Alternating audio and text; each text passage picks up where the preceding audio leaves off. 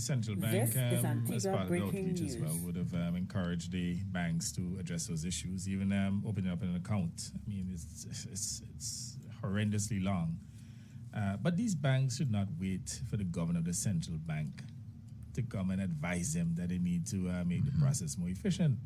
I mean, they don't have any interest in operating the banks in an efficient way to provide better customer satisfaction. Why should the governor of the central bank have to come here to tell our bankers and maybe throughout the sub-region that they need to improve their service delivery? So, for example, in many of them, ECAB is, that's one of my pet peeves. I keep saying the chairman need to go, they need to get him out. Waste of time.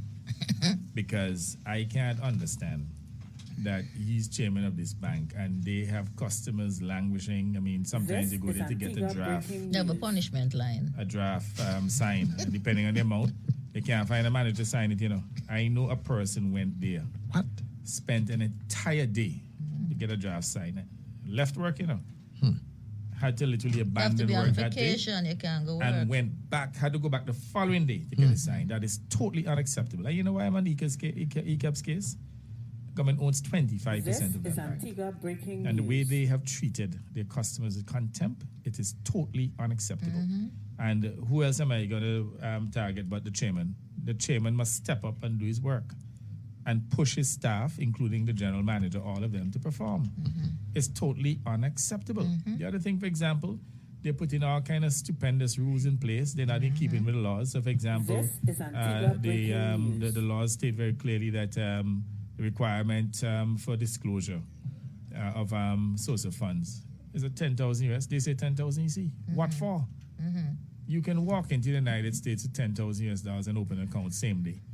Here, you have to take how long now? Sometimes 2 months for an appointment. And if you don't know somebody in the bank, it may take you 3 months. It is ridiculous. They're behaving as though that they're all important and that everybody else is unimportant, and they treat people like as though they're criminals. There's almost a suspicion that if you're a businessman and you're taking $10,000 in cash, you're probably pushing drugs or you stole it. 10,000 EC. And just holding up business. In fact, Antigua has become a place. In fact, they probably don't do these World Bank rankings anymore. But the banking system alone has just slowed down the process of doing business. That doing business in Antigua now is very difficult, thanks to our ultra-conservative bankers. And you know where they're failing as well? There has been a decline in the amount of credit that they grant. So they're not only slow, but they are risk averse, so they don't want to lend the money. They're sitting down on a lot of liquidity. Long to do so when they finally do so. Well, I had a situation with one of them banks in which my son borrowed $1.5 million in them about 3 years ago. This is and pay off the loan. Well, let's say probably down to about $100,000, he says now. And I don't think the security is in place as yet. That's how fast they are. During COVID, he did that. So I'm just saying they're horrendously slow. And again, they don't recognize that there is a risk factor in not lending the money. If, for example, you have to pay 2% on the deposit and you have all this liquidity sitting down there, I mean, I know interest rates are relatively high now, so they can invest in US treasuries and so on and, get a decent return. But prior to that, it was like half of 1%, and they're just sitting down on the money, losing money, not maximizing their profits. And I'm telling them to give it the banks money. But you see, the thing about it, when you have to understand too, that you have business cycles. Almost every 10 years, you're going to have some kind of shock. This is Antigua breaking if it is not an endogenous, more than likely an exogenous shock.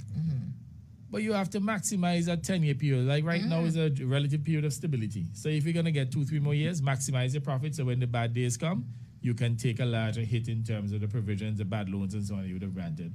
Instead, they just sit down. They're plain important. They hardly go to work. I notice some of them, I mean, I'll be on the road maybe late for a particular reason. And I notice they're just going to work now 10:30, 11 o'clock and so on. They're not doing the work. Lazy set of people. I don't know since when our bankers get like that. They're just super important, and they're not responsive to the needs of people. They don't go out there and look business. They're waiting for business to come to them.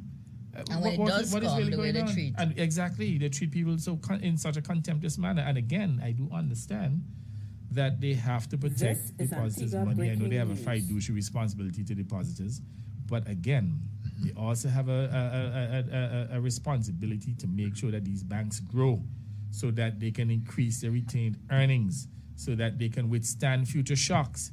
If you just sit down on the money, you don't lend it. How you gonna grow the companies, or let's say the banks retained earnings? How you gonna grow the bank's balance sheet in order to increase the resilience of the bank? It's foolishness they're doing, and they need to step up.